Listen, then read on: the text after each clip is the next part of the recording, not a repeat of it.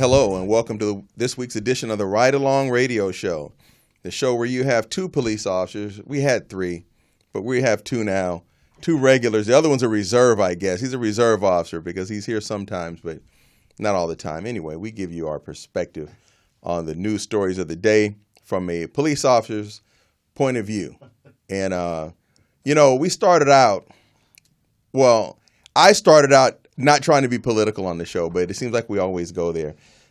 Because really, how can you get away from it if you're trying to cover current events and topical events and social trends, and especially during an election year? And when we started, we were just at the beginning of that 2016 election year. Anyway, I'm George Holt. I'm Gil Contreras. And this is Ride Along Radio. Yes, it is. Can you hear? Yeah. Yeah, he said he's good. Yeah, I was having technical difficulty here. You're experiencing technical difficulties. I was.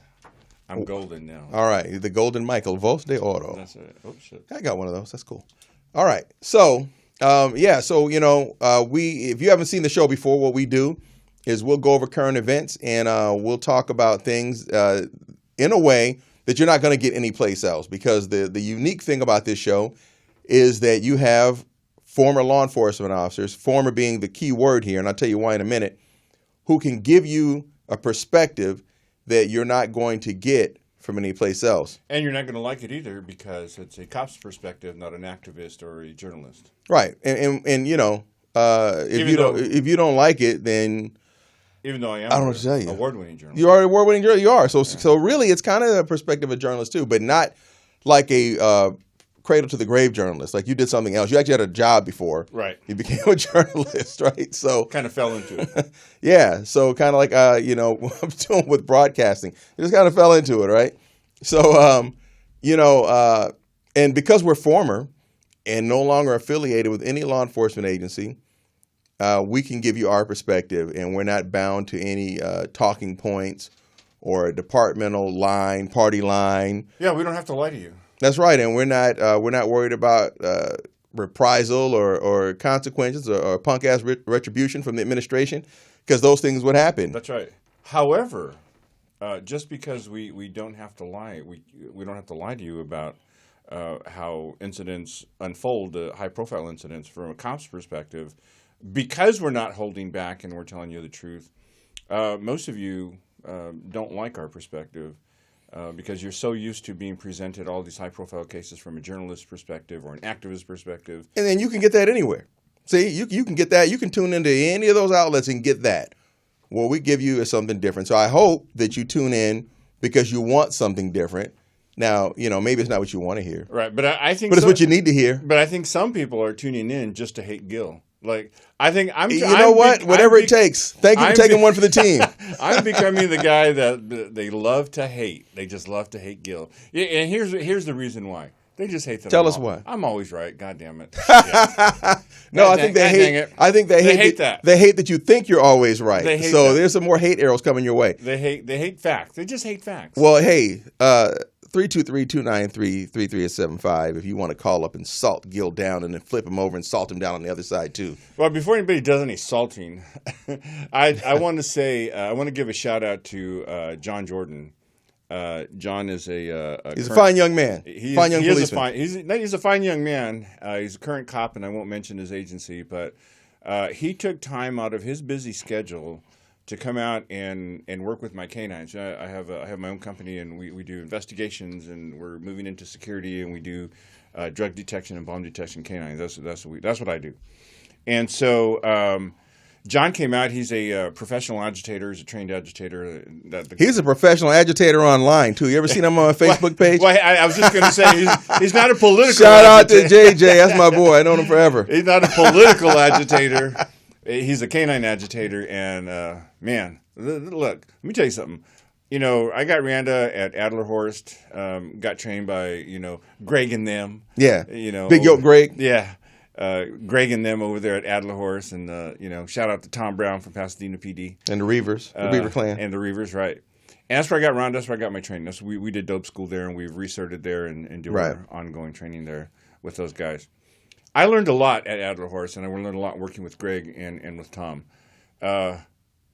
John Jordan blew my mind with his knowledge. Is he up there with that? He's up there. Nice. Let me tell you something. He's up there. Nice. And, he told me he was doing it. I just didn't know how deep he was with it. Let me tell you that. If you're an Adlerhorst grad and your mind was blown, that's pretty good. That dude it was deep. And let me just tell you, just these little minor adjustments, that I picked up from him in one day of training. We did half a day of training with my canine and my other handler with his dog.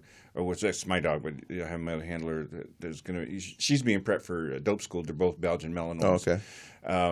But she's a pup yet, so she's just getting the basics. And the first time she was actually worked with an agitator. And so, Good. she was like kind of, Yeah, she didn't know what to do, but if she's watching Rhonda, she's kind of picking it up, right? But she caught on quick. Yeah, I bet. She really looks good. And she's going to be a good dog. She's a good pup. Now, an agitator is the person who puts that bite suit on and agitates that dog and behaves like a suspect, and then they get bit. Right. A lot. But I just want to say this. When I did bite work at Adlerhorst, it was just, Randa, her drive is just through the roof. That's why she was one of the top dogs in our class. Uh-huh. Her drive is through the roof. Her hunt Nice. drive is through the roof. So everything she does, she wants to do at 1,000,000 miles an hour. Well, as a canine handler, you don't want your dog always going 1,000,000 miles an hour when you want him to do something. Right, sure. You kind of want him, medium. Pace himself. When you have to go to Foss, and I want you to go there. Right. But I don't need you to start there. Sure. And, so when I was doing bite work at Adlerhorst. And Foss means bite, by the way. My dog was kind of, it just seemed out of control to me. It was like, as soon as she saw the guy, he was all, yeah, agitating her, yeah. Yeah, so she was, she's on 2 feet, ready to go and, clipped to the thing. And I was like, but he showed me how to do it more controlled and get her to bite and release. I mean, when I was at Adlerhorst, when she bit, she didn't want to let go. Right, I've heard of dogs having that issue. Dang near had to choke her out. Jordan, in 10 minutes, explains it to me, explains how Rhonda sees it. And next thing you know, she's biting the pillow, biting the sleeve, and just with one, loose, and she's letting go. And she's letting go. Bite, loose, let go, fall, boom, she's back on it. I mean, it was amazing to see. It was amazing to see. That's good, man. He took you to the next level, sounds like. Yeah, and that's good. And then so I've been a couple of days, just with Patricia and and you're not having a bite. Yeah, bite boo, are you? no, but Rhonda wouldn't be good. Rhonda doesn't like skateboards. She all of a sudden she doesn't like big trucks or buses, and so she and man, he showed me how to get her off that. Tonight we walked, saw a bus. She kind of keyed in. I did what he showed me how to do. She turned off. Corrected behavior. Exactly. Nice. And she just walked. When the bus was right by, she just walked. The motorcycle passed by, she just walked. I loved it. Good. So shout out to John. Thank you, brother. Appreciate it. Look forward to our next session. Well, you know what? And he's a good dude, man, period. I didn't know he was that advanced with what he was doing with canines. He told me that's what he was doing, but I had no idea he was that nice with it. So that's good. He's doing the damn thing. I'm going to just say that. He's doing the damn thing. Cool. Now, that actually segues into our social media feedback because we have a question from Vivian Ferguson via the Ride Along Radio Show Facebook page. And Vivian says, "Hi, I just saw this post about a shepherd pup at a kill shelter in California. Just wondering where canine units get their dogs from. Do they ever rescue any dogs from kill shelters to train?" That's your area of expertise. You're more current on it than I am. And with us, we got all of our dogs from a local kennel that gets them from Belgium or from Europe, period. That's the short answer is no. Right. They don't go to kennels. Now, I understand that there's a department somewhere, and I want to say, Probably I think Berkeley. Northern California somewhere. Berkeley. It's not Berkeley. But I want to say Northern California, but it may be out of state. I really don't remember at this moment. But they actually went to pit bulls.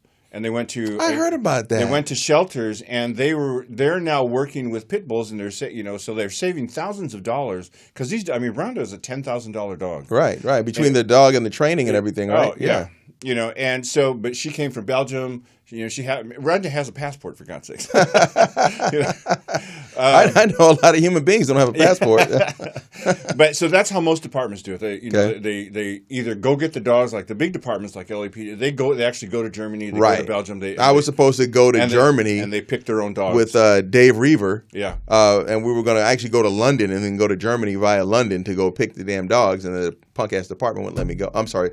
My former agency wouldn't let me go, so it didn't happen. So yeah, the Reavers and that's where Rhonda came from. Dave bought her over there, brought her back, and that's how she ended up with me.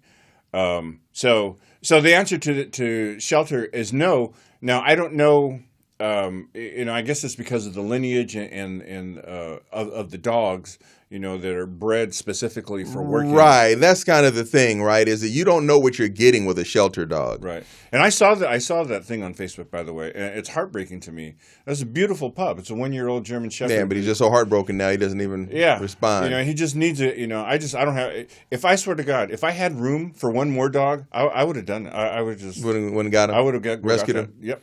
I sure would have. So Vivian, I hope that answered your question. That the short answer is no, and the reason it's no is because when they get these dogs that have been bred for this purpose, they're not only bred for their temperament, they're bred for their physical traits, they're bred for their drive, they're bred for their durability, et cetera, et cetera. That's why certain breeds are very common in law enforcement, and others aren't. So you're kind of getting a mixed bag from the shelter, and you just don't know. Yeah, it's a shame because she looks like that 1-year-old I think it's a male. He looks like a great pup. He just looks so sad. And the pig I saw. Now that breaks my heart. Gil's got a heart. Gil's got a heart for a dog, but he's got a heart.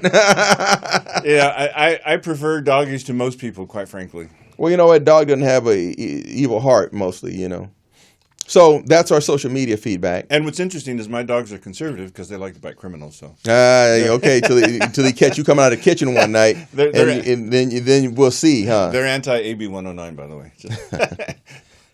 Just saying. So as a follow-up to last week's story, is another development in Baltimore.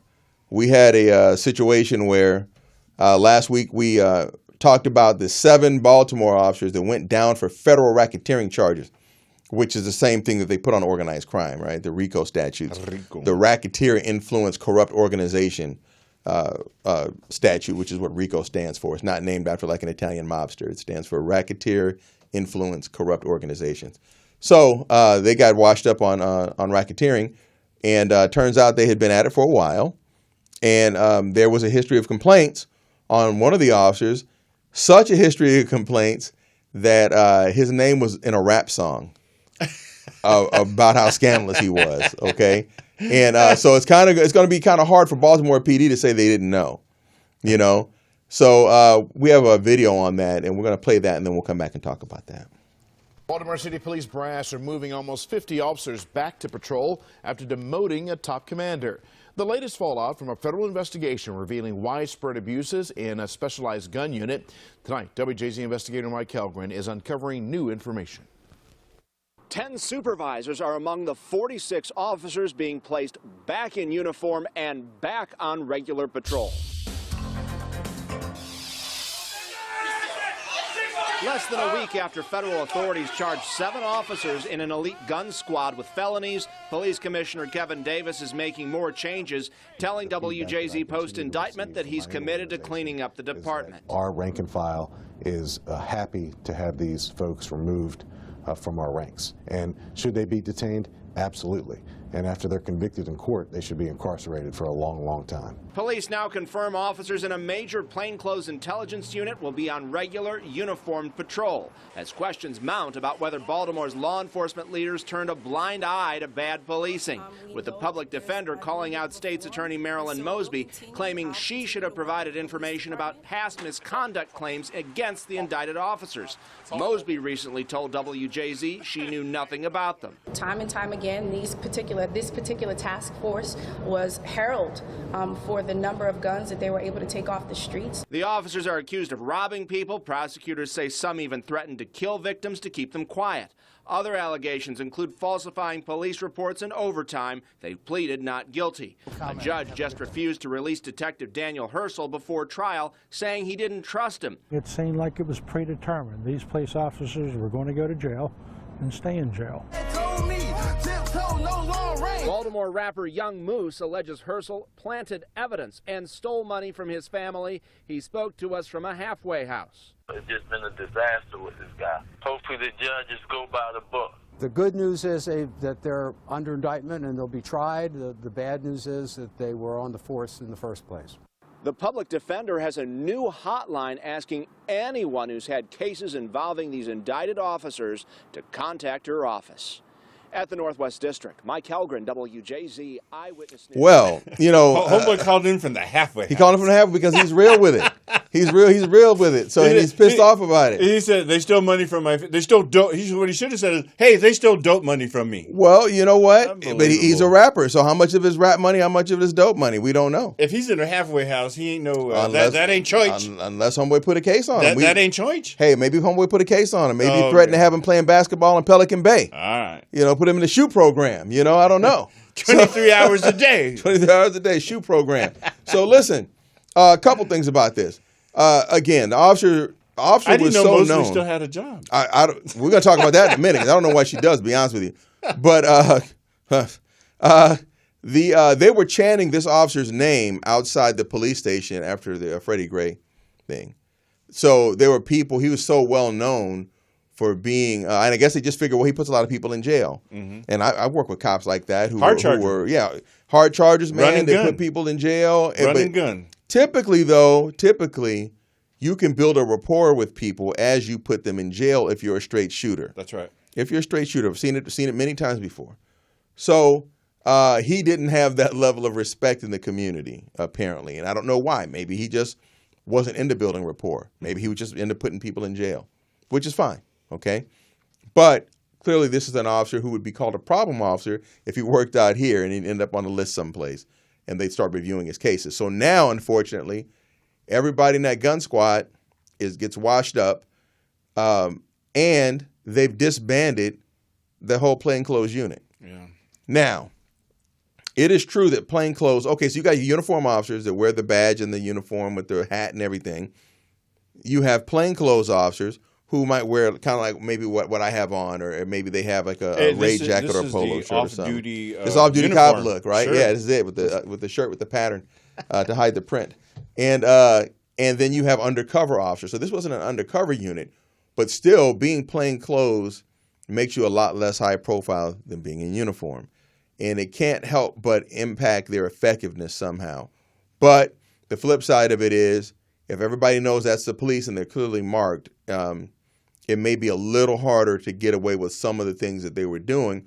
But the police union has said, you know what, there's not a thing those guys did in uniform. I mean, not a thing that those guys did that they couldn't have done in uniform. Mm-hmm. So they actually at one point were talking about stopping all plainclothes operations in the city of Baltimore. Yeah, which is misguided and short-sighted and is reckless. This is exactly what we talked about with the two sergeants from San Bernardino County last week. Mm-hmm. This is supervision. You know, and you've been on special teams. I've been on special teams. I've worked plainclothes narcotics. I bought dope. We served search warrants. We work with informants, the whole nine. And when you start to be when you're a part of a special team, and now you're outside of uniform patrol, right? You're away from everybody else. Nobody they see you in passing, right? But they don't go to your briefings. They don't know what you're doing. They see, you know, we were in cars from Rent-A-Wreck, for God's sake, right? You know, ugly ducking. Yeah, remember that? Yeah. So you know, you can start to feel like, hey, I'm above this. Right. You know, that doesn't apply to me. I run. You got modified grooming standards. Exactly. Mm-hmm. I run and gun. You're patrol. You're flat-foot. You're flat-foot. You're a leg. You better go handle your reports because you're backing up. You know. Yeah. Meanwhile, I'm gonna go get me a felony. Right. Exactly. Then I'm gonna eat. Then I'm gonna go get some more felonies. Then I'm gonna go. And home. I'm gonna look cool and drive around. Then I'm gonna go to court tomorrow and make sure those felonies go to prison. Okay. That was my world. You know, sleep, work, court, sleep, work, court, sleep, work. Right. It was a cycle. That was my cycle. So it's a shame, you know, because the administration. They missed the point. This isn't about whether you're in plainclothes or uniform, for God's sakes, or in a raid jacket or a tack vest with jeans or BDUs or whatever. It's not the uniform. It's the supervision of these special teams. As the supervisor of these kind of guys, and I started that crime impact team. Me and a couple other guys, we started that and ran it. It was the first time our department ever had anything like that. And when we did, you come to find out that you everything has to be by the book. Everything that you do, so that when people can't say, "Oh, see, it was." Because you got people gunning for you. Exactly. I've been in several specialized units at two different agencies, and you always are going to have haters. And you know, if you're not, and here's one of the first things they want to do when they don't like something that team is doing, they want to put you back in patrol, or at least make you wear a uniform while you do what you do. Right. because they really never liked the idea of you running around in jeans and New Balance running shoes or whatever, and a raid jacket and maybe growing a beard and kind of just being a little different. They never really liked that. So when they can hate on that, they do. And any excuse will do.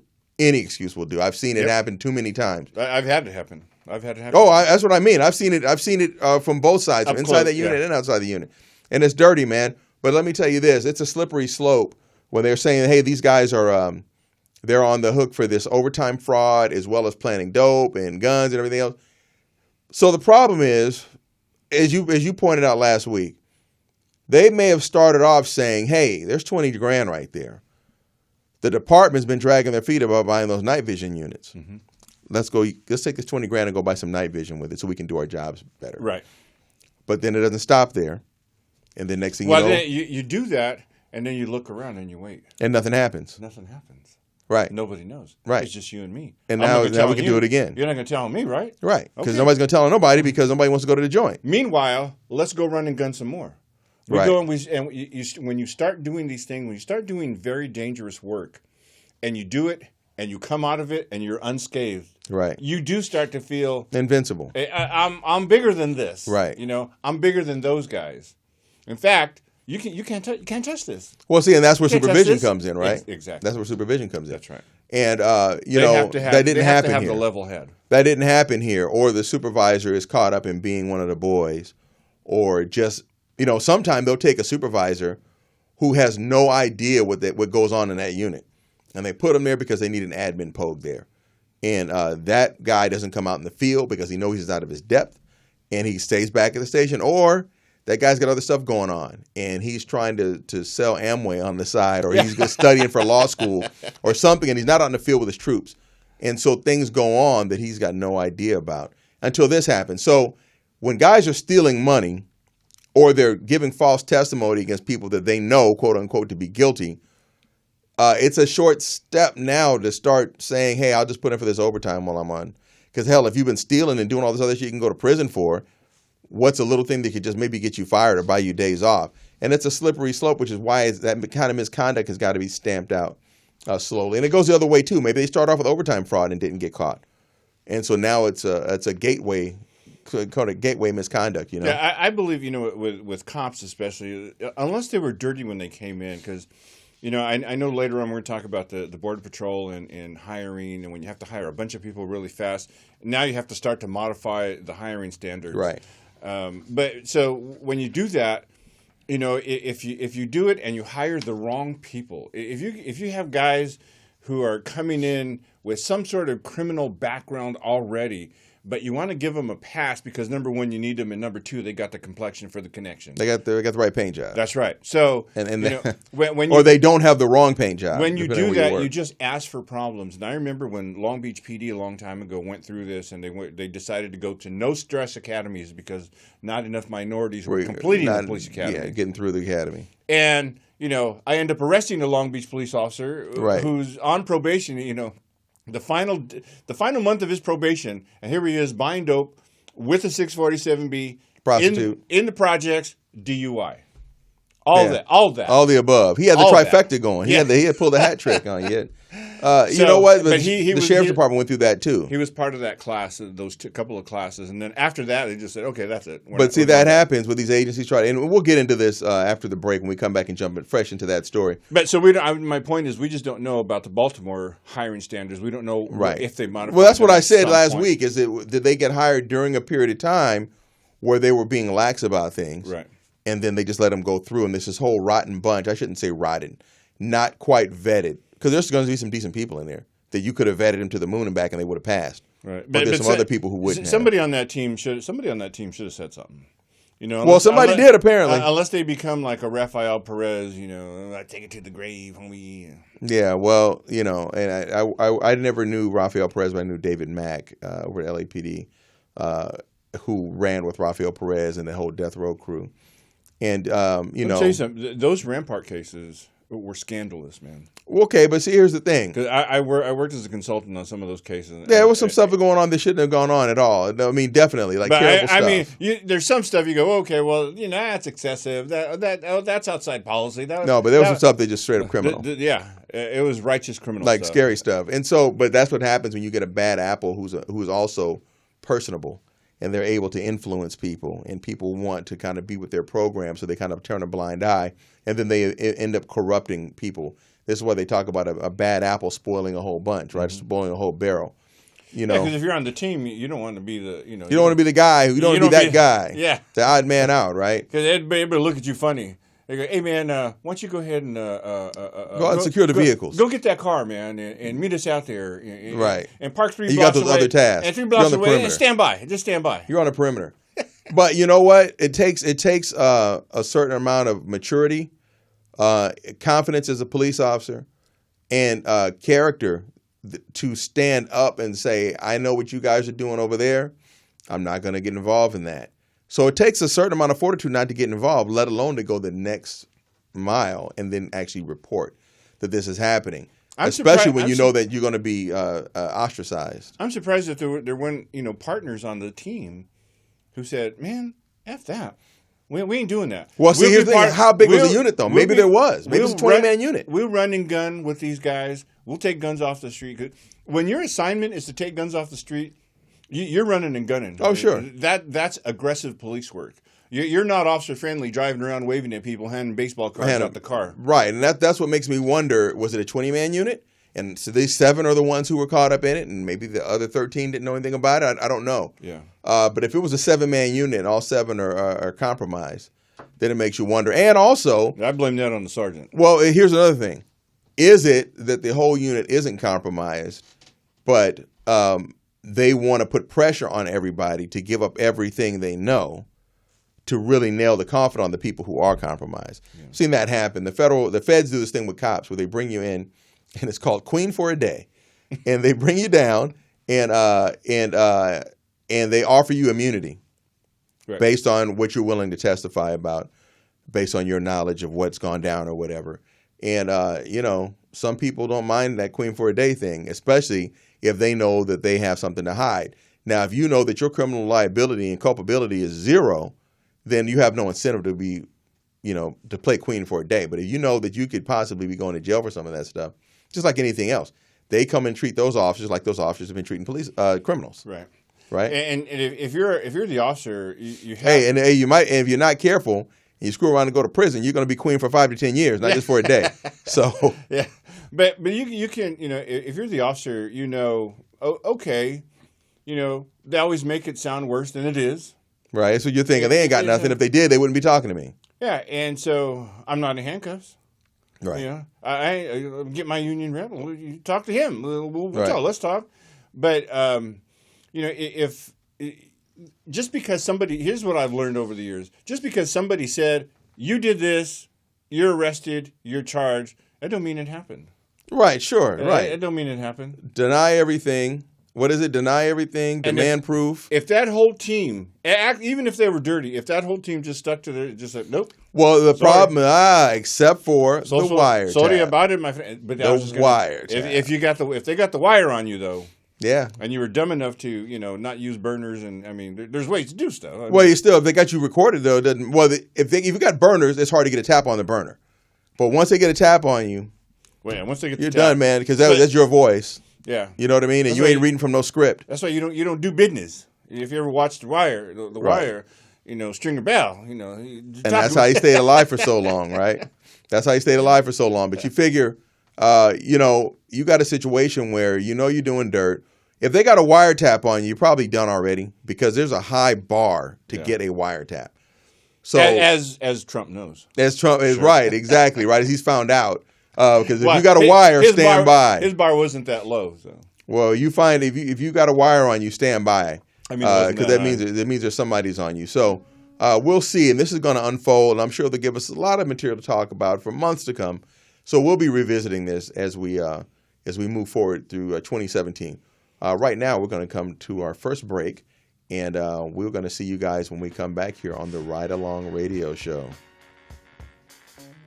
I took the right road, but I must took a wrong turn. I took a right move. All right, and we're back, and that was Right Place, Wrong Time by Dr. John. I love that song. That song came out when I was a little kid, and I recently kind of rediscovered it. You know, it was one of my favorite songs. Right place, wrong time. So Ed from Colorado, yes, he sent us a clarified. little message. So the little saying is: admit nothing, deny everything, and demand proof. Or as we would say, when you go on IA, you go in there saying no names, playing no games, and laying no blame. Wow. So yeah, that's deep. That's how it works. That sounds like L Sharpton. I just rhymed. That's all. That's a rhyme right there. That's a nice rhyme. And also, just wanted to let you know that John Jordan piped up here. Says, your kind words have left me speechless. Thank you, Gil and George. Oh, wow. All right, man. Well, they're well deserved. Well deserved, brother. Right on. Well deserved. So, so we were talking about hiring and how police hiring can sometime, when it's rushed, lead to a breakdown in standards. And what we're going to do is the U.S. Border Patrol is under the new administration is going to be hiring a lot of Border Patrol agents because somebody got to watch that wall. So that's right. Hopefully they're going to be watching a second wall too on the other border, but probably not. But that's the way it should be. And I think you're. But one of your little fans, maybe it was Dash. I don't know, Dash or La. You heard him? One of my little fans. I have fans. I don't have any fans. Dash or La Ponda, or one of them apparently wants to pick up a weapon and stand a post. Oh, that was Teresa Dash, gray hair ref, who will probably be lighting you up about this. Why she won't light me up? Because she'll be on your neck. I trust that she will. Tell her to leave. Get him, ref. Blow the whistle on him. I call a penalty on that. Yeah, she's going to throw a flag. She's a basketball ref. I guess they don't throw flags. That would be untoward on a basketball court. Sometimes her comments are clipping. Clipping? They don't have that in basketball either. I don't Traveling, know. Maybe? I don't know. I think you're overreacting. So she said you were flopping. I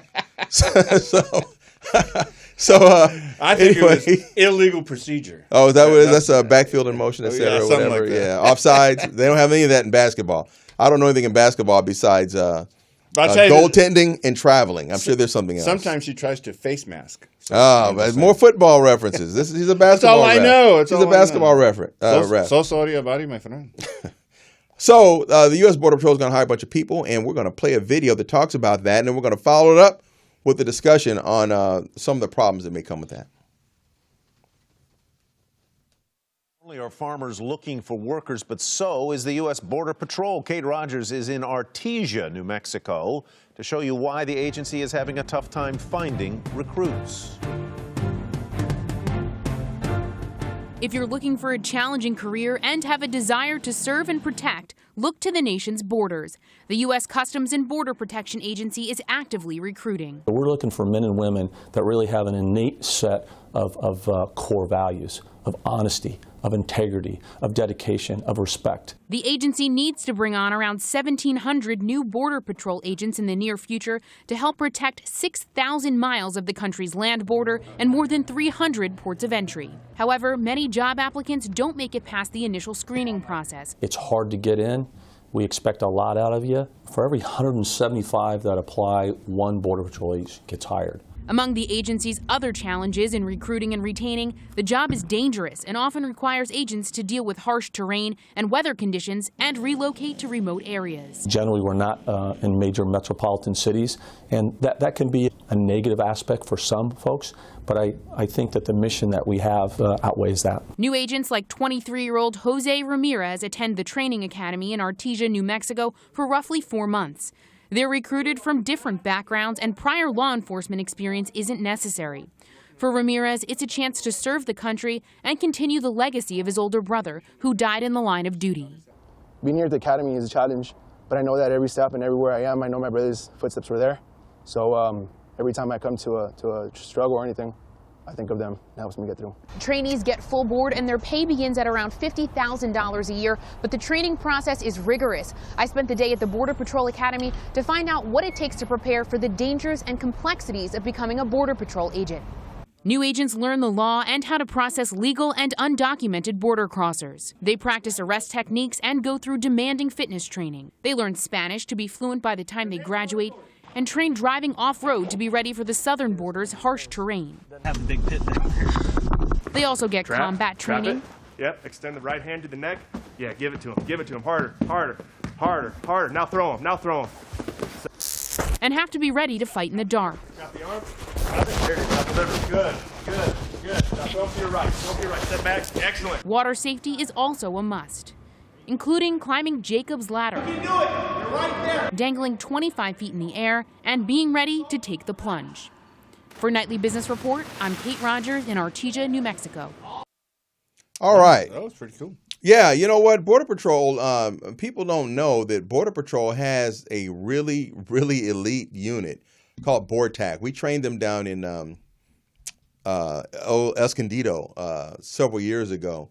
And the Border Patrol's BORTAC team is the closest thing that American law enforcement has to a SEAL team.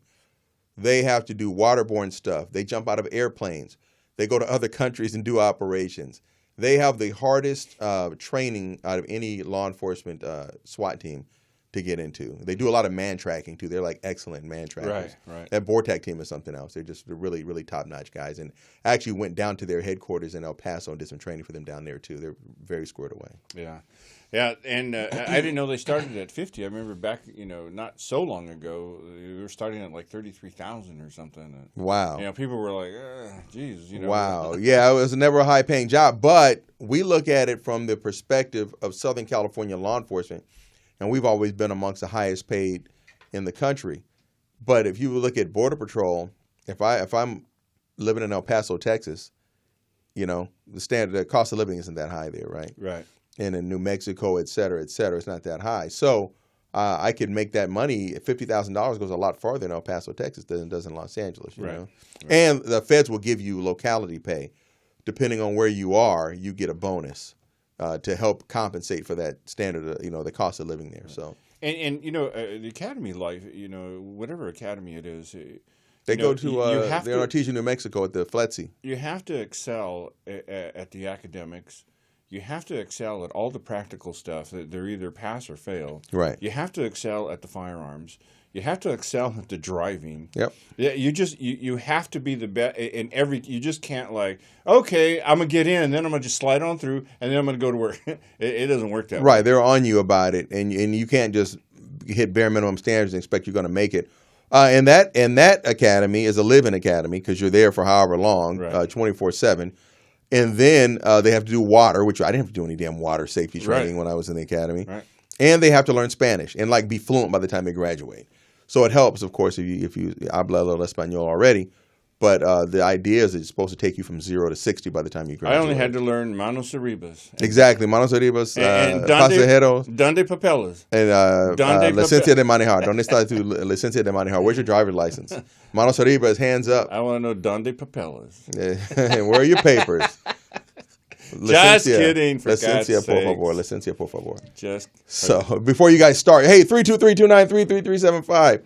323-293-3375. Get him. And may I just say, I just noticed that when I turned to watch the last video, may I just say that the POTUS is looking quite cute. Hair all flippy. Did you see that? Her hair's always, she's keeping her hair nice, man. Yeah, just bouncing and behaving, man. Just flippy.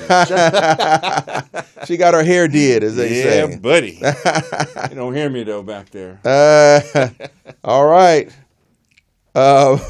So look out now. Look out now, exactly. Let's not have homeboy run up in here.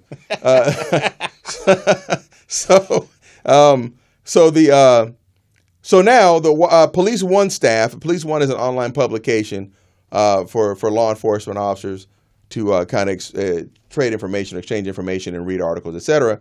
It's kind of a news source where they compile things, and they say government memo suggests Customs and Border Protection officials might need to change their hiring standards to reach President Trump's desired number of agents. And the Customs and Border Protection are the ones who run the Border Patrol, basically. CBP, Border Patrol falls under that. Okay, so the CBP acting commissioner, Kevin McAleenan, said in memos obtained by Foreign Policy that the department may need to make some changes to increase the number of their agents from 19,627 to 26,370. That's actually a pretty good little bump. That's like a little more than 25% increase in the number of agents they need. According to The Hill, the changes would include waiving some polygraph requirements, relaxing the entrance exam, and background investigation. It would cost $2.2 billion over 5 years to reach goal numbers.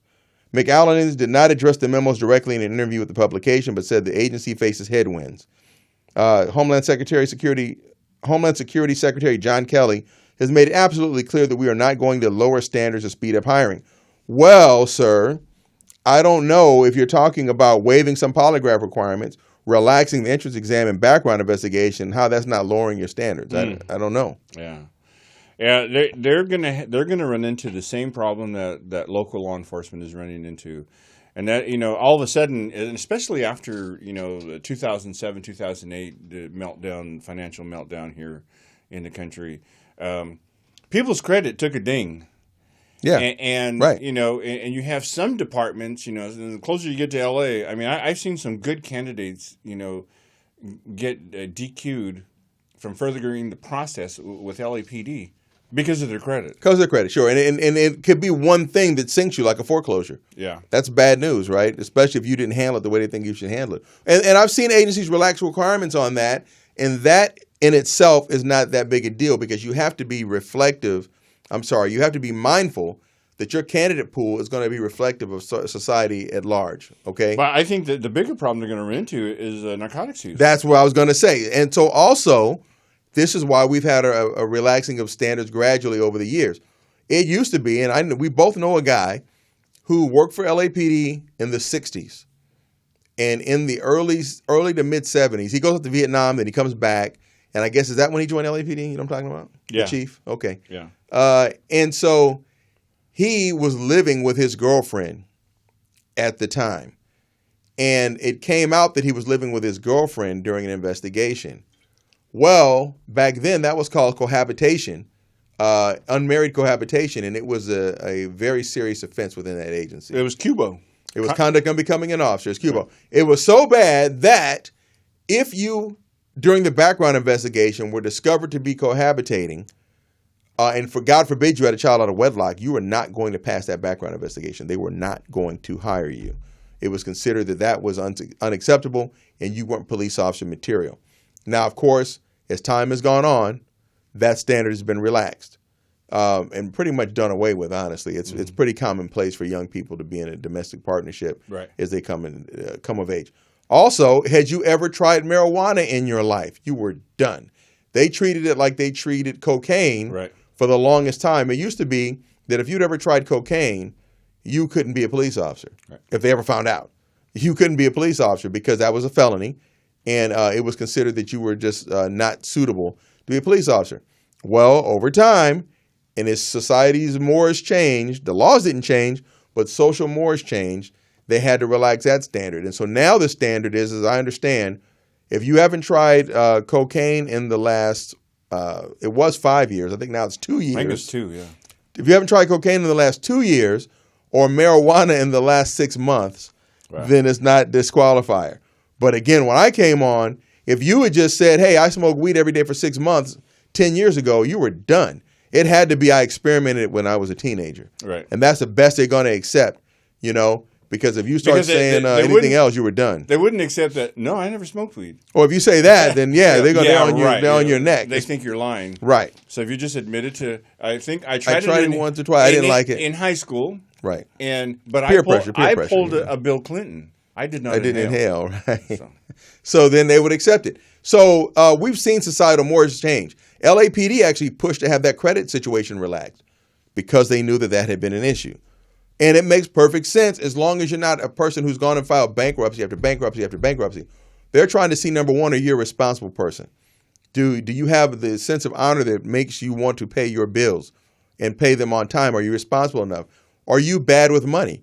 Because if you're bad with money, you may be tempted. You may find yourself in a situation, you're going to find yourself in a situation as a police officer where you handle sums of money unsupervised. And they got to make sure that you're not going to succumb to temptation because you've got all these external pressures. So there's reasons that they do that. So they still have to have some sense of your financial responsibility history, but they can overlook certain things as long as you can explain it. And that's kind of where they went. Can you explain that? Can you write us a letter explaining what happened? And then we'll pass it up the chain, and then you could move on through the process. So that may be what they're talking about. The thing that bothers me is waiving some polygraph requirements. So does that mean it's okay if you lie about a couple of things, or we're just not going to ask you about certain things? I don't know. I don't have much faith in the polygraph. So I'm not sure. I don't either. I'm not sure how valuable a tool it's actually been. Well, you know what? I don't think that anybody has been caught. Well, not very many people get caught on a polygraph who aren't lying. But a lot of liars get through that polygraph. Right. And that's the problem with it. So I think that everybody who gets caught, not everybody, but the vast majority of people who get caught and get done for dishonesty on a polygraph will probably lie. Okay? Mm-hmm. So in that sense, it's a tool. You get rid of the bad liars at least. And, right, then the good liars get through the process still, right? Yeah, the psychopaths will they'll go right through. The sociopaths they won't blink an eyelid, and they'll get right through. But the poor honest guy who, well, I did, but I don't want to tell them that because if I tell them that, then they're really gonna. Right. Well, what about this trick? Hey, listen, man. The polygraph doesn't lie. It doesn't make mistakes, and it's showing that you were dishonest on question A and question 17. So, is there anything you want to say right now to clear this up before because I can't send this through with the dishonesty on it. You got to clear this up for me. All right. Well. One time I did do this, and then I did that. Okay, thank you. So don't you feel better? Thank you for clearing that up, man. Then you go home, you walk out thinking, man, that guy was pretty cool. I dodged a bullet on that. And 3 days later, you get a letter in the mail saying your ass is disqualified because you lied, and you even admitted to lying. So they do that, okay? So maybe they're going to move that around where they mean waiving some polygraph requirements. Maybe they're not going to ask you about certain things that they ask about. Let me tell you something else. You couldn't be gay back in the day and think you were going to get a job as a police officer. Right. I mean, back in the day, when I say back in the day, I mean when I was coming up and, as a kid or whatever, that was not something that was acceptable. Right. Not that there wasn't gay police officers. They just couldn't tell anybody. And then George came on. Just kidding. Yes, well, they had to change things for me. Look, today it's good. Today it's all well, good. Now the truth can be told. I can finally come out now, right? Yeah. Just kidding. Jesus. So, and you know what? This is the kind of talk that goes on in a police car. That goes on in the locker room all the time. Dudes kidding with each other in a way that they'd be horrified. So we taught a tactical training for actors class yesterday out at the training facility in Riverside. And one of the students in the class is an actress who's just been picked up for a TV series where she's going to play a law enforcement officer. Oh, wow. And so it was me and your boy Grant. And so some of the things that were being tossed back and forth, she's like clutching her pearls. and the other actor who's also on the show that she came with said, listen, you have to understand, this is kind of like the locker room culture of law enforcement. And this is kind of what, this is what gets said. So these guys are just kind of really exposing you. Right. And we weren't even bad at all. We weren't hard at all, man. And she was like taken aback, like she couldn't believe it. Yeah. So, get used to that. So anyway, I just worry, man, that there's going to be a problem, especially in a job where they're running across people who are involved in criminal activity, who have a lot of money, and if they're working the Mexican border, they're dealing with people who are used to bribing cops. It's no big deal. Mm. So when you have people who have relaxed hiring standards, and maybe they don't make the most money out of other agencies, they're susceptible, and we've seen that happen before. We've already had corrupted Border Patrol agents. Yeah, the cartels have their intel is just as good as CIA, NSA. They have the money for all the technology. They have the money. They can buy the experts, and they get people into police departments. Yes, certainly. And so they know who's who in the zoo. And there's been more than one guy down there, CBP guy down at that border who's been targeted. Yes, where somebody shows up at the house. And the guy has a briefcase and it's got $50,000 in it. At his house. Yeah, at his house. And he just looks and he goes, if you keep this on this date at this time, a car's going to come through your lane. Right. Here's the vehicle, here's the license number, and you'll wave it through. Right. And if you do, there'll be a second briefcase. Right. And we won't kill you because obviously we know where you live. And there's been, more than one get caught up in that. Oh, there's no doubt, man. The temptation is there, and people start, especially when you got somebody who's maybe a little bent to begin with, and that's why it's so important that they keep those standards. But when you make that push to get people through, average person, the vast majority of people who apply for these jobs don't get them. they get washed out somewhere along the way. They said they were going to lower the not lower, I'm sorry, that's a bad word. Adjust? They're going to relax. Relax. The entrance exam requirement. Just relax. Just relax. Yeah, just pretend you're texting. They're just going to relax. Use man. abbreviations. They're going to relax the standards, the entrance exam, which means that you're going to get people through who shouldn't get through. That doesn't mean those are bad people, okay? But it's symptomatic of the whole situation. Now, what LAPD did when they were trying to get more female recruits, they did something which I think was very smart. There was a wall that you have to be able to get over, a 6-foot wall. Right. And that 6-foot wall, now when you go to SWAT, you got to jump that 6-foot wall in gear, okay? But just to get in, you got to jump that 6-foot wall. To get in any police academy or to be hired by a police agency, you got to jump that wall. Right. And a lot of female officers or candidates, cadets, recruits, were having difficulty getting over the wall because it's upper body strength. And then you can apply some technique once you get toward the top of the wall. Right. But you got to pull yourself up, and a lot of females don't have that kind of upper body strength, apparently. So they saw they were losing a lot of female candidates. So what they did was they said, we're not going to get rid of the wall because there's times you got to get over a damn wall in this job. You do. You got to climb fences and walls, etc. We're not going to act like that doesn't exist. We're going to take that wall, and instead of it being one of the first things you do, we're going to move it to the end of the academy, which means you now have 6 months to learn how to climb that damn wall.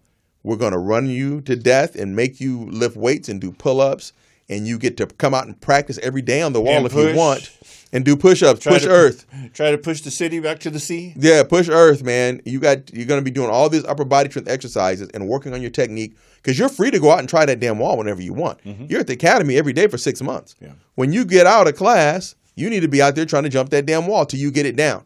So the thinking was before you go out in the street as a police officer, you still have to climb the wall. It doesn't really matter when you do it. Right. Just as long as you meet that standard. And I got to tell you, if you got 6 months to do it and you still can't do it, either you weren't applying yourself or you was just never going to be able to do it. Yeah. So that's that. And you're just too weak because when you have to manhandle somebody, people think it's you hear all these activists and online keyboard warriors when keyboard commandos. Yeah, when cops use force, well, why didn't they just do that? Oh, look at that dude! If it was me, I'd just do it. Right. When you have a grown man who does not want to put his hands behind his back, right. And he's not fighting with you, not trying to fight with you. He's just resisting. He's just resisting. Like, do this. Right. I've seen it take 4 to 5 guys to get these hands from here. Well, that's what pain compliance and distraction strikes are about. Without killing the guy. Right, without killing the guy, right? Because you can't shoot everybody who resists you. And that's where the taser comes in, and that's where pain compliance. You can't beat him to death, but that's where pain compliance comes in and distraction strikes. But if he's got PCP on board or he's high on meth or crack or something else, where he doesn't mind that pain, and hell, may not even feel it if he's on PCP, then all the pain compliance in the world won't work. Now, when it wears off, he's going to be sore as hell. Oh, yeah. But right there in that moment when you need him to get his hands behind his back, he's not going to feel any of that. So that's where your strength has to come in. You got to be able to out-muscle that person, or at least know how to apply leverage and techniques to do it, and even that requires strength. Yeah. I remember a dude down in the harbor, he put up a fight, and there was 4 of us, and, it took a minute to get him into custody. But you got him? But we got him into custody. We get to Harbor Station, put him in the holding tank. As we're, now everybody's kind of here, you book the evidence, I'm going to write the report, and okay. But you can hear the guy moaning. All the way? Through the hallway. Pretty soon, here comes the watch commander. And he goes, hey, is that your guy in there? Yeah, sorry. Guys have to tighten him up. He put up a little fight, blah, blah, blah. He threw a rock at this officer. We got photos of it. Hit his face here. Okay, yeah, you're gonna have to take him. You're gonna have to take him downtown. Right. You got to get him. He ain't dying in my jail. Yeah, not here. And, so, people think, oh yeah, it's all easy. There's 2 of you, 2 grown men can't just get the 2. Yeah, no. But people who say that, people have never been in a fight. Right. A real fight out in the street with no ref and not horse playing, like for real, do or die, play for keeps, knock down, drag out, fist fight.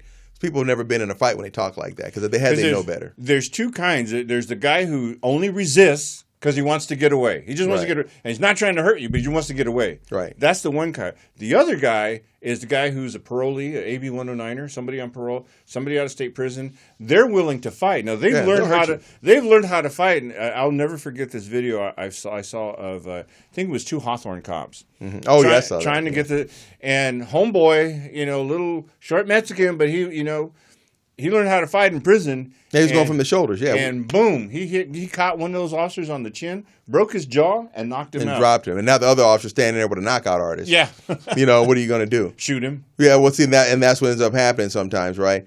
And that's another thing is that they've gone to teaching officers how to fight, really fight. Like when I was in the academy, they made us take boxing. Okay, and in fact, that's how I got ready for the police academy. Is my father was a trainer at the Hoover Street Gym, boxing war zone, Cradle of Champions, down on Hoover in South Central. And so I spent that whole summer before the academy going down to the gym a couple of times a week. And I'd work out, I'd spar and do the whole thing, and the heavy bag and the speed bag. Mm-hmm. And once you learn how to work a speed bag, you can never walk past another speed bag without giving it a couple of bops, But that's what I did to get ready. So because I knew we were going to box in the academy. So by the time I had to box toward the end of the academy, they had gone to wrestling, and they said, well, we're going to get back to boxing because a lot of these guys coming out of the pen, they ain't going to wrestle you. They're going to stand up, and they're going to go from the shoulders. Mm-hmm. And you need to know that getting hit in the face isn't the end of the world. Right. Because if you've never been hit in the face before, when you get hit in the face out in the street, you may overreact to that. Mm-hmm. And you think you're supposed to fall out because you've never had it happen to you before, but you're not. And, here's an interesting thing. They asked people in my academy class, and I had people in my academy class that were going to go work at Compton PD, back when we had a Compton PD, and Pomona PD, and Whittier PD, and Housing Authority Police, and all these places where it was high crime areas. Mm-hmm. You deal with a lot of parolees. And they asked, who here has been in a fist fight before? And I'm going to say, man, it was probably, I'm being generous here and saying only half the class raised our hands. And it was the crazy white boys. It was, it was a bunch of, but there were people who were going to these high crime areas who had never been in a fight with another person before in their life. In their life, had never been in a fight. And so now you're going to go out in this environment and come up against somebody who fights all the time. Mm-hmm. You're at a disadvantage. And this is why they said, we're going to teach you how to fight. We're going to get you guys in here. They brought some police Olympic guys who were gold medalists in boxing. Like one guy was from the LAPD boxing team, other guys from the sheriff boxing team. And they came in and said, we're going to teach you guys how to box.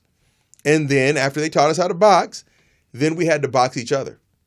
And that was your thing. You had to get in there and fight, just so you know that, hey, man, it ain't the end of the world. You can survive it. They need to do, and now I understand we're getting into ground fighting in police academy, which is good, because a lot of your suspects now are MMA guys. Well, they think they are at least. Every fight goes to the ground. Well, you know what? It can, unless somebody gets knocked out like that. Those 2 cops you're talking. Well, it went to the ground, but just for him. Yeah, you know what I mean. So you got to know how to fight, because if you're not learning how to fight, then you're going to end up shooting somebody, or you're going to end up getting shot with your own gun or something. Yeah, when I did my post research at Rio Hondo, the DT staff said they told us, hey, if you're not in the dojo practicing something, if you're not in the dojo, you're not serious. Right, and you're asking to get hurt, depending on where you're going to go work and what you're going to do. You're just asking for it. So, but that's one of the things that we're going to do. So what we're going to do is we have we're going to roll in. We're going to our break, or we're going to go into our next topic here? Okay, we're going to go into a break, and we're going to come back, and we have a guest we're going to introduce, and we're going to move on to our next topic. We'll see you guys in a couple of minutes here at the Ride Along Radio Show.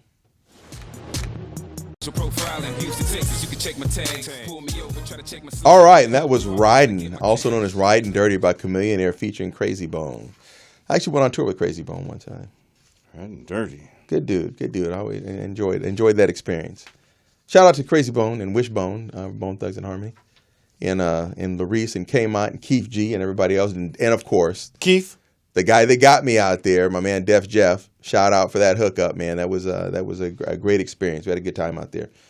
So we have a couple of immigration related stories, and on the line we have our special guest, immigration attorney extraordinaire, Ramon Trujillo. Ramon, how are you?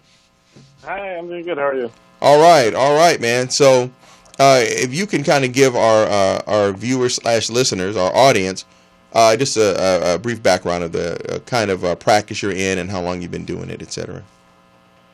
Well, I've actually had kind of like a hybrid criminal and immigration, and I've been doing that for going on about, I think it's about 7 years now. Oh, wow.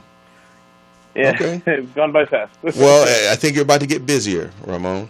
On both sides of that, apparently, it looks like. You know? I'm sure on criminal he's doing just fine. Yeah, well, that's always that you're going to stay busy doing that for sure. Yeah, for sure. So this is my co-host Gil Contreras here. How you doing, Ramon? Good. How are you? Good. So I'm actually just following along with your show today. All right, outstanding, man. Good stuff. So the first thing is, some I guess about a week or two ago, we had a story where the city of Los Angeles came out and they asked ICE officials, Immigration and Customs Enforcement, to stop identifying themselves as police. Because when they go out in the streets, they wear body armor, they wear raid jackets, and they just have the words, they have the words police in large letters, and then in smaller letters it might say ICE or CBP or federal aid, right. But to somebody who's at a distance or who's not really just paying attention, just glancing, or maybe, English is not their first language, they're going to look at that, they're going to see that word police. And so the city of Los Angeles has said, hey, basically, we're a sanctuary city, and we don't want people afraid to call the police. I'll give you the letter. In the letter, Mayor Eric Garcetti, Mayor of Los Angeles, and City Attorney Mike Feuer and Los Angeles City Council President Herb Wesson urge ICE agents to no longer refer to themselves as police while carrying out their duties in L.A. The letter is in response to recent controversial pictures and videos showing ICE agents wearing vests that only read police. Videos show ICE agents identifying themselves as police officers as they try to gain entry into homes. Los Angeles Police Chief Charlie Beck and Eric Garcetti have said on numerous occasions that LAPD officers will not take part in immigration enforcement, stating that is a responsibility of the federal government. And so they're saying as a result, when ICE agents targeting immigrants identify themselves only as police officers, they undermine decades of this work, eroding public safety in our city. So they sent that letter to Susan Curda, who's the district director of ICE. And they're saying, especially in these turbulent and uncertain times, we urge ICE agents operating in Los Angeles immediately stop representing they are police officers. And I can understand what they mean by that being eroded, because people don't really, I learned early on in life, people don't read. People glance, they think they see something. This is why if you go to New York, you have NYPD, and how does the fire department, what's their letters? They say NYFD? They don't. They say FDNY. Right. Fire Department of New York. And the reason they did that is because it looks like NYPD if you first glance at it, right? And they didn't want to be mistaken for that. And so they changed it, and it says FDNY. So it's clear, even at first glance, that you're looking at a firefighter and not a police officer. Right. So, people will make that mistake. And I'm just wondering. Can I just say that? Please do. I think that whole notion of eroding public trust, I just think that's just overdone. My experience is if people were victimized by somebody in the community, they called the police, for God's sakes. Not always, or not always. Ramon, what's your experience been with that? It doesn't always happen. They don't always call the police, and they actually had enacted some programs. I don't know if you guys are familiar with the U visa program. What's it called? The U visa program, and it was like a program that I believe they started in like 2004, and it was rolled out to encourage immigrants to actually report crimes to the police because they were scared to at the time. Right, because people don't want to come in contact with the police if you think you're going to get deported. Oh exactly. No, I've heard that many times. This program kind of gives them an opportunity that if they're like helpful with the police department and reporting crimes and prosecuting the criminals, they have a chance to get a status that can eventually lead to a green card. Oh, really? I didn't know about that. So that's like a reward program almost as an incentive. Pretty much, yeah. But they have to be, if you part tell, of it is they also have to be a victim of a pretty serious crime. So it's not like that much of a reward, but it does encourage them to report some serious crimes like rape and attempted murder. Well, yeah, and people, it's a shame because you always hear about immigrant communities, no matter where they're from, where there's this organized crime element in there that preys on the people because the people are uncertain. They're uncertain of the new ways where they are, They don't know if they can trust the police, especially if they come from an environment where they can't trust the police. Right. And when they think it might lead to them being deported back to that environment where they couldn't trust the police in the first place. All these factors add up, and I can understand why they're saying, hey, people feel comfortable coming to the police, but they won't if they, in their eyes, these people who they view as police are the ones doing the deportations. You know? And I don't know what the federal government's going to do about that, if they're going to honor that request or not. I highly doubt it. I highly doubt it. I think it's an interesting question because federal agents don't fall under the California Penal Code, Section 830.1. So if you work for an agency that falls under 830.1 and then all the way down to whatever 830.34 or something, that lays out who's a peace officer. It's actually a peace officer, right, in the state of California. They don't fall under that. No, they don't. So I don't know. I don't know if technically the mayor is actually correct about whether they should or should not be presenting themselves as police, or at least wearing the word police on their tack vests. Well, you know, and I think that, and I said this in online discussion with John Jordan, a professional agitator. I said, I guarantee you, if you look up their job description, the word police doesn't show up in there one time. Right. It's not in there. Yeah, you know? and it's not in their policy. It's going to be like when we saw the video of the Border Patrol Academy. Right. Everything said federal agent. You didn't see police. Right. You didn't anywhere. see police there, so why are you wearing it out in the street? Right. Yeah, and I think that they and let's be clear, the reason they would do that is to gain compliance.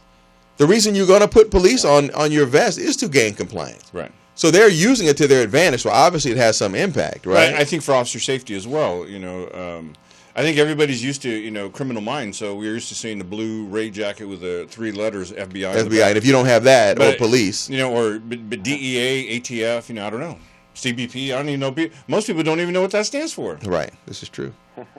I'm pretty sure ICE, though, just the ICE kind of scares them enough already. So they should put it in Spanish, don't you think? Yellow. Ramon? Let's say yellow. Yellow Across the back. That's Ahí wrong. viene yellow. That's wrong.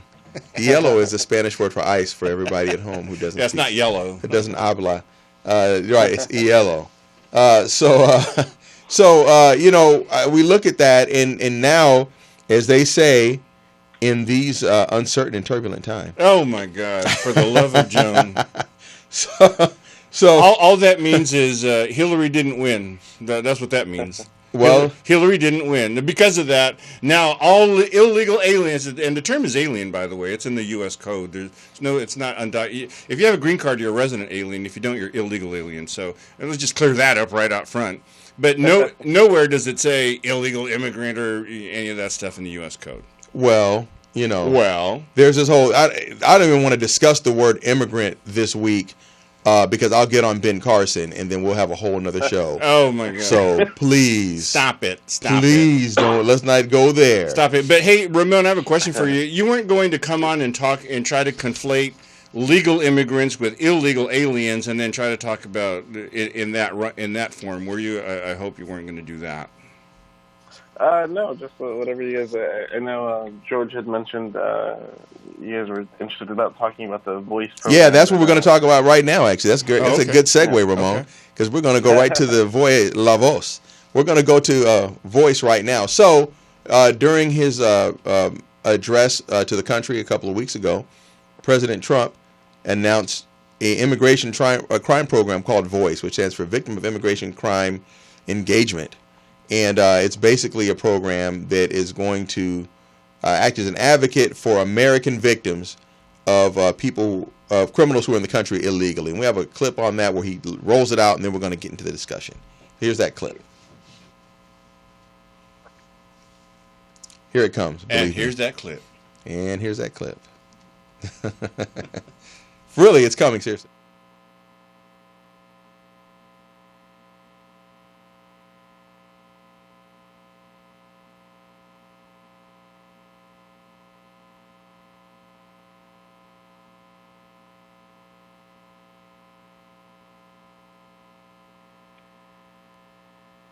Police and sheriffs are members of our community. They're friends and neighbors. They're mothers and fathers, sons and daughters, and they leave behind loved ones every day who worry about whether or not they'll come home safe and sound. We must support the incredible men and women of law enforcement.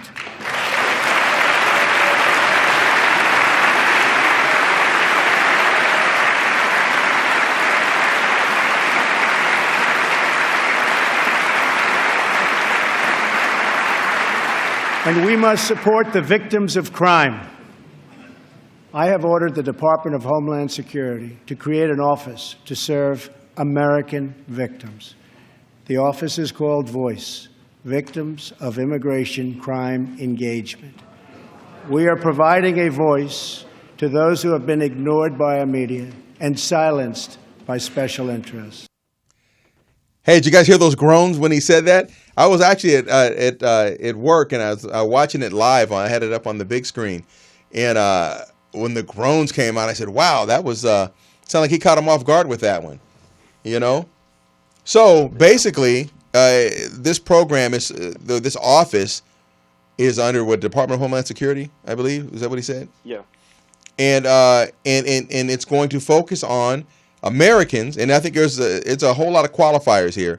Yeah, Americans, it's an ICE unit, who are victims of crime committed by people who are here illegally. I don't know if that's every crime or it's just, particularly violent crime. What did strike me is that he kind of we had Jamil Shaw Sr. out there, who was Jamil Shaw Jr.'s father, and Jamil Shaw was a Los Angeles high school student. Literally, he went to LA high school student, who was killed by an illegal immigrant who had just been released from LA County Jail the day before. He was a member of the Mata Salvatrucha street gang in LA, and he robbed and killed Jamil in front of his father's house, I believe, in 2008. This was a big story, and out of that came Jamil's Law, right, which was supposed to speed the deportation, I believe, of people who had been convicted of violent crimes. However, I just found it was striking that he would go all the way back to 2008. That was 11 years ago.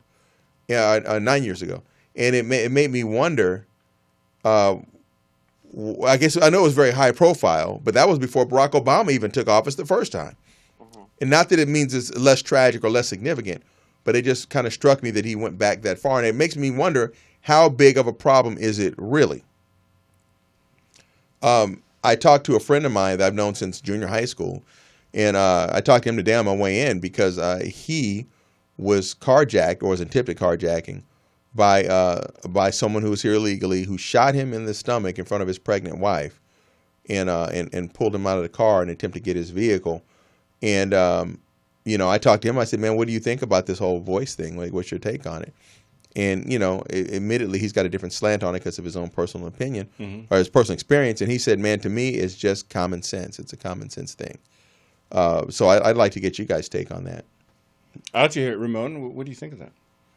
I mean, it's not too different from some victim advocates groups and things that courts have now to begin with, where they the whole point of the program is to keep a victim abreast of what's going on with that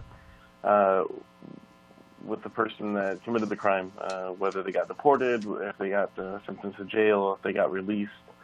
So it's not something that's too far of a departure, but the rhetoric and stuff behind it makes it seem as if there's a rampant crime problem with and that's what I'm asking about, right? That's what I wonder. The fact that he had to reach back to 2008. Well, he didn't have to go back to 2008. He chose to. That he did. Yeah. I'm looking at one right here, and this is 2 days ago.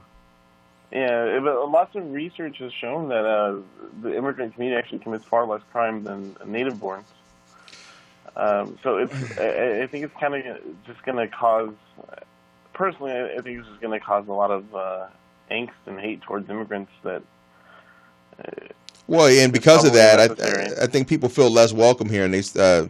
I guess the latest news is illegal immigration is down 40%, or is it just immigration period is down 40% under the new administration? And that because it's clear that people are not welcome here as they've been welcome in the past, whether legal or illegal, if we want to call people illegal, one way or the other. So I think it's pretty clear to the world that this is not. We don't have the welcome mat out like we had before. First of all, the myth that see here. This is why I asked Ramon the question I asked him earlier. Are you going to conflate illegal aliens with legal immigration? Because if you do that, then you can look at that group of people and you can say, yes, they commit far less crime because legal immigrants commit far less crime. But if you remove legal immigrants and just look at illegal aliens, now that number goes up. Okay, now, but does voice concentrate on illegal immigrants only? No, it actually focuses on. Actually, one of the things, if you read the details of the order, it even stretches to people who are accused of crimes. They're considered like kind of like to be put on this program to be monitored. Even if you're just accused of a crime. This is an ICE program, number one. And number two, it's for victims of crimes by undocumented, they're calling undocumented immigrants. But well, let's be clear, though. Here's the other qualification. What he said was Americans who were victimized. So it makes me wonder, if I'm not an American, then I can't use this service here. It's only for Americans. That's what the president said. I believe in the wording, it actually says Americans and permanent residents. Okay, but so if I'm neither, though, if I'm an immigrant, you have to be one of the two. Otherwise, you're here illegally. No, you could be here on a visa. You don't have to be permanent alien. You could be here on a visa. Temporary work visas. You could be one of those. So it just kind of makes me wonder, because I mean, if it's an advocate group that is going to speak on behalf of people, I'm not really sure why what's already in existence can't just be applied to those people. If it's the same, or very much the same as a victims advocate groups that are already in place, why don't we just use those? Yeah, in all honesty, the thing I was thinking when I was reading about this program was, I don't know if either of you or know anybody or personally ever tried to contact an immigration office. It's nearly impossible. What, just a backlog? So I don't know if it's going to be the same. Like, I don't know what kind of outreach they're going to actually be performing. Well, this is going to be for victims. So and it's going to be run by ICE. So my guess is this is going to run a little bit smoother than your average USCIS operation. Well, here's what I wonder, though. So if it's run by, but ICE, okay, so ICE then can tell you if the person was deported. I guess they will really make moves to deport the person. I imagine that, right? But I mean, so ICE is going to have a liaison with local law enforcement or the local courts to find out to help track the case, it sounds like, right? I mean, I don't know. I just don't know. I'm not saying that it doesn't happen. I'm not saying that it's not something that needs to be addressed, but is it a big enough issue to warrant its own agency and a whole nother level of bureaucracy? And are we trying to paint people who are here illegally or undocumented, however you want to say it, as a particularly dangerous bunch, above and beyond the fact that they're breaking the law because they're here illegally? So if we start from that baseline, if you're here illegally, you've already broken the law, that doesn't make you a violent criminal. It doesn't mean that people are more at risk with you. And are we painting that picture by setting this office up? I don't know. That's kind of a rhetorical question, but I mean, it just kind of makes me think that they're being singled out as being particularly dangerous. And so now what's next? Are we going to say, well, this other group commits a lot of crime too, so now we're going to have an office that tracks the people who are victims of this particular group? It's a slippery slope to me when we start singling people out like that.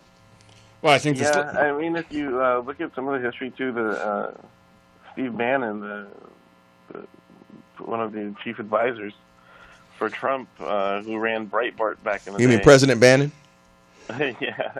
Stop it, Ramon. So he Stop had it. the thing on Breitbart called Black Crime, where he kind of just listed out crime committed by black people. Really? I didn't know that. See, this is what I'm talking about. So now you know where we're going. You should read we already know where we're going then. Where are we going?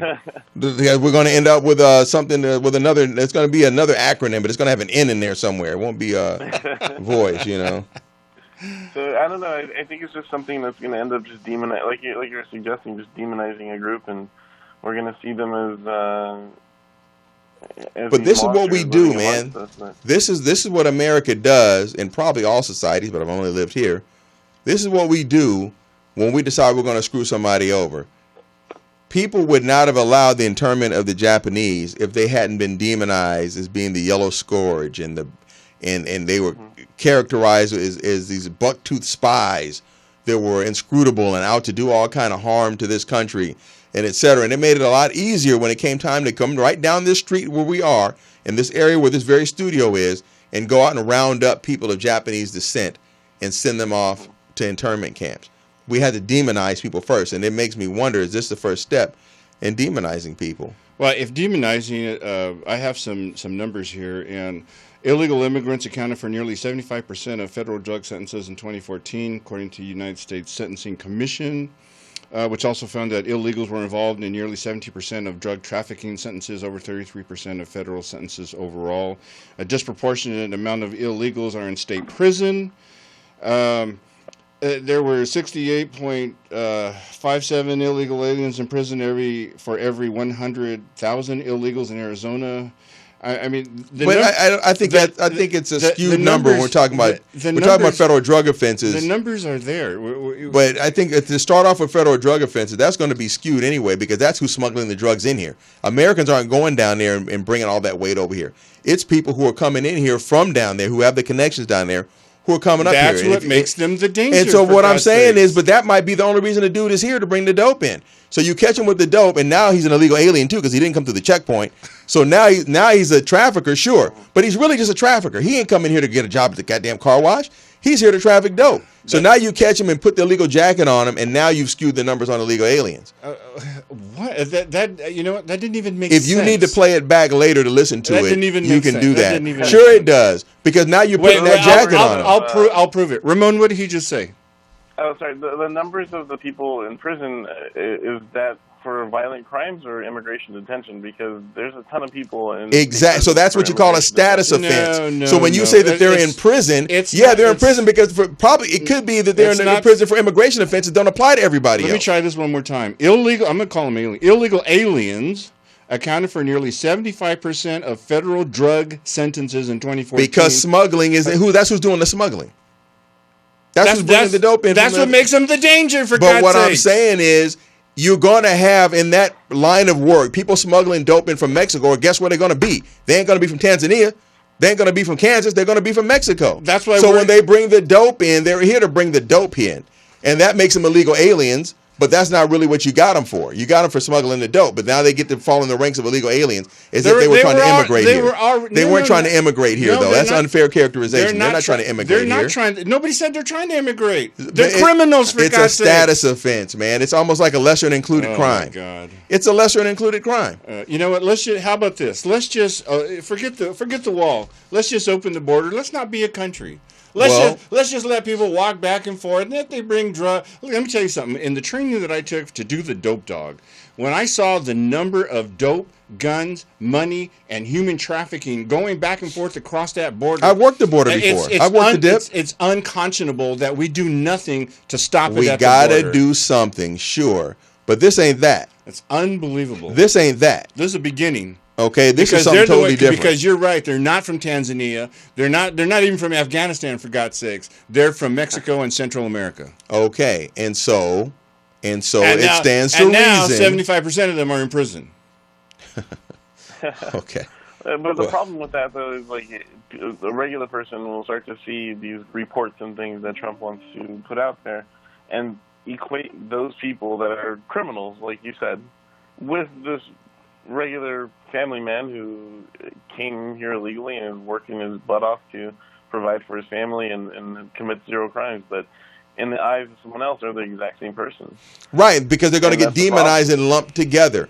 And like I said, we've seen this before. This country will marginalize and demonize the hell out of certain groups right before they put the screws to them. And the rest of the country will stand by, and it's okay with them. Cat Williams talked about that, the comedian Cat Williams. The crackhead? Okay. Oh, Jesus. Well, hey, even a broken clock is right twice a day. He had a joke where he said, hey, you know what, you listen to Rush Limbaugh, and he's a bigger dope fiend. Anyway, yeah, real is real. Real is real. So Cat Williams had a joke where he talked about how the United States government, when we went into Iraq to go and prosecute that conflict over there, how we talked about killing insurgents, right? Because a lot of people say, well, you know what? Insurgents, man. Cat Williams' line was, I don't even know no motherfucking insurgents. So go ahead, and do whatever you're going to do. And all we thought about was, hey, we're going to go over there and kill some insurgents. And we didn't think about, should we even be over there? And then we got caught in this quagmire that we're still in right now with all these lives lost. But we'll demonize the hell out of some people, man. And I just worry that this is the beginning of that trend here. And we're going to start seeing this in popular culture, too, if we're not careful. Wow. Because that's how we do it here. All right. That's how we do it. I guess in there's in Holt's another world. part to that order that Trump had made where he wanted. They didn't talk about it yet and haven't implemented it yet, but he wanted a weekly list published of crimes committed by immigrants. You see what I'm saying? What's that all about, man? Why? Yeah. What's that all about? And you know what? Now I hope I don't offend anybody, but I would wager to say that we probably saw something like this with Jewish people in another country in Europe about 60 years ago before they started screwing them over. Here comes the Nazi. I'm just telling you, this is how it starts, man. If you would look at some of the op-eds and some of the political cartoons that came out of Germany at that time, there was caricatures as Jews of being evil and being wicked people. So when it came time to round them up and put them in boxcars, people stood by and they were okay with it. Are we done so yet, we're starting to Paul? see How that much here. time we got left? It's too much truth for Gil. He can't take all this truth. He's like a vampire with sunlight being shown shine on him. You know what nonsense for God. Well, you don't know that. You're not a student of history enough to know that they started demonizing the Jews before they screwed them. They did. What year was that? And for taking jobs. Well, what year was that? It wasn't 100 years ago. What year was it? I guess that'd been in the 30s, right before they started screwing them over. Okay. So what? This is 2017, for God's sakes. It's okay. It's not the same country. Hey, if anybody wants to call in and complete this sentence, I'm going to say the first part of it. Gil probably doesn't know the rest of it. Jesus. Those who do not learn history are Adolf Hitler. Doomed to repeat it. Look, let me tell you something. Doomed to repeat it. I have Latino activist friends, right? And not after the night you won't. Go ahead. No, trust me. They look. You mean Facebook friends? You don't mean real life friends be kicking it with you talking like that, right? They used to be real life friends, and they go, "Oh shit," you know. They say Gil's out of control. Gil lost his dang mind. Look at Gil spouting all that truth, hurting my little feelings and shit. But I have these Latino activists. Little feelings. Yeah, all their little feelings and shit. But they have so. I have these Latino activist friends, and if you let them tell it, it's 1968, for God's sakes. The lucha, the struggle, the batalla, homie. Look, wow. I don't have no struggles in 2017. I'm a goddamn dark-skinned Mexican. I have no problems. I have 3 kids. They have no problems. None of them are in prison. None of them are gang members. This is just that doesn't mean. Look, man, it's just ridiculous. That doesn't mean it's you ridiculous can't to say think. that. It's ridiculous Listen, to think man. that in 2017, that's like the day without a women's everybody march. experiences racism to one degree no, or they another. don't. No, you can only speak. I for got you. no. For everybody. I'm sorry, Gil. I talk to people and I read books and shit, man. Speak for yourself. People ain't making it up. I got white friends that experience racism. Ramon's a goddamn attorney. Oh yeah, Gil and Ben Carson. You gonna be the assistant HUD secretary? Ramon, I swear me in right now. Ramon's an attorney. Who held him back?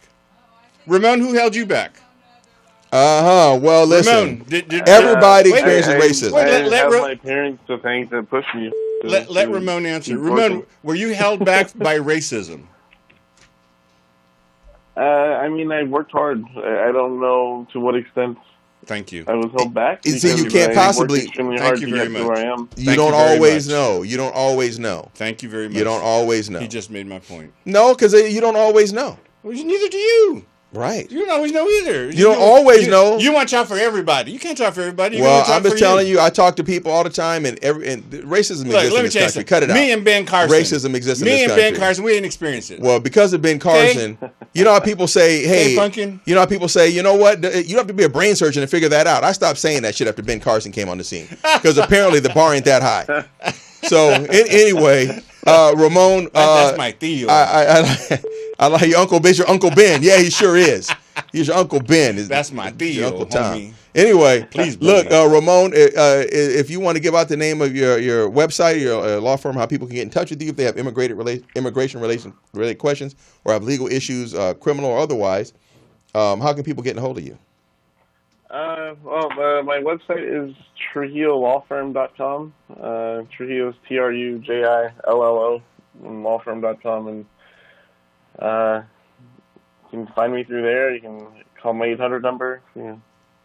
So that's on your website? All right. Well, hey, I really appreciate you calling in, man, and sitting in with us and providing your expert opinion on this, because this has kind of been the immigration show tonight. We got to get you to come in, get you in studio, Ramon, so we can really go at it. Yeah. Well, you'll be better prepared to light Gil up. Now you know what you're walking into. So, hey, I appreciate it, Ramon. Yeah, Thanks a lot, man. Just let me know. All right, brother. All right. Thanks a lot, man. All right. That was Ramon Trujillo, immigration attorney extraordinary. Who's never out of experienced California. racism like Gil. He didn't say he never experienced. Like Gil and, he and said Ben Carson. he doesn't know to what extent it held him back, is what he said. You need to play this tape back and start listening. Like Gil and Ben Carson. All three of us. Don't know to what extent it held you back. We're in our own little group. We're in our own little group. Well, you know what, man? Could I be the assistant secretary? I'll tell you, you know what? Let me tell you something. Here's a possible way. Ben Carson tried to be president and ended up being HUD secretary. So it ain't like he achieved everything he ever wanted to do in his life. But I won't say racism had nothing I won't say it's because he's black. I'll just say because racism had nothing to do with that. Because he's got no charisma. Racism had nothing to do with that. And he's kind of a drab guy. No, you know what? Number one. It would have, though. Eventually it would have. And number two, if you were intellectually honest, number two, a conservative black man gets crapped on from the gate. He doesn't stand a chance. Now, if you're a lefty like Barack Obama, apparently this guy, you all think he walks on water. Barack Obama is a conniving, lying, you kidding me? Corrupt Chicago politician. That's what he is. Okay, and you said all that and turned around and voted for Donald Trump, who's all that and everything except a Chicago politician. Really? You just said all that, but then you voted for Donald Trump. So apparently, you must not have any problem with people having those kind of personal qualities, because my God, lying, conniving, I give up. Corrupt, lying, conniving, and corrupt Chicago politician. That's right. Okay, that's exactly right. All right. I look forward. Chicago has a history of corrupt politicians. We're going to have an impeachment show. He's just the latest version of it. We're going to have an impeachment show. Y'all love when that comes around. Y'all love them progressives. Well, you know what? But if he's a conservative and a black man, y'all make fun of him. They got to be Uncle Tom. They got to be Uncle Ben. Did Colin Powell get treated like that? Does Condoleezza Rice get treated like that? No, they don't. Neither one of them gets treated like that. Both of those people are revered in the black community. They don't get treated like that. Condi Rice. What? So what about Condi Rice? Is she not a conservative? She is a conservative. Is she not black? Her name is Condoleezza. So that right there let you know she's black. She's black. Okay. That's all right. What about General Colin Powell? Is he not conservative? No, he's not. He's not a conservative. No, he's not. He's not a conservative. And now you're just making stuff up. No, I'm not. He's not a conservative. He was never a conservative. General Colin Powell was never a conservative. Okay. He was part of that establishment Republican Party that we've rejected. We've rejected the establishment Democratic Party, and we've rejected the establishment Republican Party. For those of you listening on the podcast and can't see my face, I am utterly amazed at what Gil is saying right now. So you're talking about he's not a conservative. Hold on, listen to what you just said. Right. I know, and that's what's amazing to me, because you just said he's not a true conservative. That's right. As if Donald Trump is. Hold on, man. Let's no. Usually I'd be letting you ride and skate on shit. You ain't skating tonight. No, you really think that Donald Trump's a conservative? No, that's why what are you talking about? That's why we voted for him. I'm trying to tell you, we have rejected the establishment Republican Party, and we've rejected the establishment Democratic Party. That's how Donald. But you said he wasn't a true conservative. You said Colin Powell's not a true conservative. He's an establishment Republican. Correct. As if you have voted for a true conservative now. And you have not. No, that you're missing the point. That's not you why need to sharpen the point. That's not why people like me voted for Donald Trump. We weren't voting for a Republican. They're the same. They've been there 30 years. You're mixing up Republican and conservative. No, they've been there just as long as the Democrats and have done nothing for the last 40 years. We got a caller, and I'm sure the caller wants to chime in. Caller, what's your name? Where you calling from? For the love of Joan. Good evening, gentlemen. To the rescue. Willie Sweet, Wonka Joe to the rescue. Thank God you're here. Who hit it? Who hit it? My God. Are you listening to this? Yo, George, man. Jesus Cristo. It's the same strategy. You was talking about history, right? Yes. All the great works that you can learn come from rich men, powerful men, evil men, great men. They control history, thing. Sure. That's why it's history. They studied history. You know what I mean? So whether it's Franklin D. Roosevelt or the generals in the military or the politician or the rich businessmen, they've all studied history, man. You know what I'm saying? And that's why they know the roadmap when they get ready to do some fucked up shit like we get ready to see here with these illegals. Right. And when you study history and you study Germany and how they went into Africa, and they, just like most Europeans, were doing back then 100 years ago. They said that the Africans were savages, so it was okay Made to it go down easier there to and screw slaughter them them. over. Yes. The Germans, they demonized the Jews, not just in Germany, but in Poland, in Russia. You know what I'm saying? Yeah. So, we've seen this before. Those of us who are paying attention have seen this show before.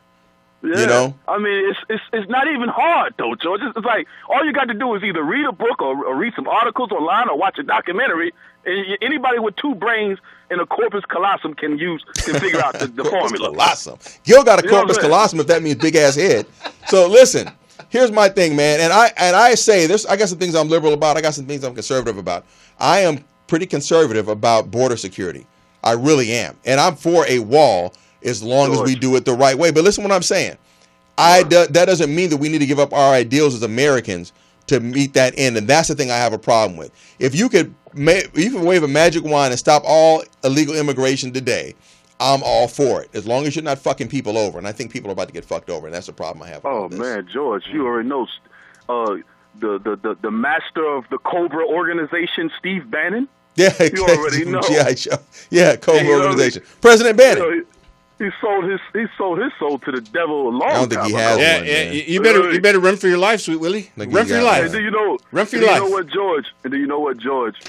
And you talked about conservative liberal. First of all, I don't believe in conservatives and liberals and all that dumb shit. That's like, really intelligent scholars from Harvard getting a bunch of third graders in a room and separating them by colors. Like, okay, little girl, what do you want to be, pink or blue? And I want to be pink. And what do you want to be, little fella? I want to be blue. Okay. So it's just labels people everybody pick for wants to be themselves. pink. Yeah, everybody get on this room and you get on that side. And, I mean, that's so stupid. But anyway, I'm just a human. If it makes common sense, if it makes sense, that's what I go with. You know what I'm saying? Right. Well, common sense ain't so common, man. But what the Gil Squad likes to do, you know what I'm saying? Gil Squad, I like that one. Gil Squad. The Gil Squad. I got a squad now. You got a Gil Squad. What they have been doing ever since the birth of this corporate media that constantly pumps on the airwaves 24/7 of trying to control the American people's brains. But what they do is that the Republicans push liberals far, far, and far more to the right, so that you can never be enough right. Like even if, remember 50, 60 years ago, a lefty was like a long-haired guy with a beard and a joint in his mouth or something a like hippie. that? Yeah, hippie. Yeah. Now a lefty is like George. Damn, I can't think of nobody. It's like George. No, George not like lefty. me. Not like me. I'm George left-handed. lefty. I'm left-handed. That's about it. It's like, look, hey, George, if Gil goes out there and says, well, I'm all for STEM research, they'll be like, you're a lefty. Right, that's true. That's true. You know And what I'm then, saying? right. George, But then the same Barack thing happens Obama. on the left. Listen, if you stand up and you talk about gun rights, then all of a sudden you're a right-wing wingnut Yeah, on the George, other side if you support the Second Amendment. So, yeah, both sides do it to each other. These people are insane, George. And Barack Obama, if you really study the experts of the political process and all that, they said that Barack Obama's policies over 8 years, he was a moderate Democrat. Right. He wasn't a lefty. Not at all. You know what I'm saying? Right, So- but hey, if you're to the left of them, man, they got to demonize you. Just like if people on the Bernie Sanders side, if you're to the right of them, they got to demonize you. So that's how we do it. Willie Sweet Wonka Joe. George, man. George. You there? George. Yeah, George, can you hear me? I can hear you. Can Go you ahead. Can you hear me now? Hey, No, you need to see if Gil can hear you. That's who needs to hear you. Hey, You don't hear me though. let me You say don't this. hear me though. Yo, Gil ain't never gonna hear me, man. But listen, George, before I go, man, I just want to salute you, my brother, because you was on the tour with Crazy Bone, smoking weed and fucking bitches, man. Wow. Willie Sweet Wonka Joe, right long show. Legend. I don't even know if I God. didn't even understand that. Wow. And you can ask Def Jeff, none of that was happening. Okay, this is not on my end. I don't know what everybody else is doing, but I wasn't doing that. I was working out. Is what while they were doing that, I was working out. Def Jeff is my witness. Shout out to Jeff. So anyway, listen, we're going to be back next week on the Ride Along Radio Show. And in the meantime, you can follow us on Twitter at Ride Along Radio. You can like us on Facebook. And that's where we're getting more comments on our Facebook page. Most people choose to leave comments down here in the YouTube comment section. The show we did before last about the Anaheim situation with the LAPD officer got like 19 comments. Oh, wow. Yeah, a lot of people going back and forth. That guy got sued, you know. Yeah, I bet he did. And then also you can follow us on Instagram at Right Along Radio Show. We need to put some fresh pictures up there. So until next week, I am George Holt. And I am a tired Gil Contreras. Also known as Corpus Colossum, or what the fuck he said. All right, and we'll see you guys next week. Sweet Willie.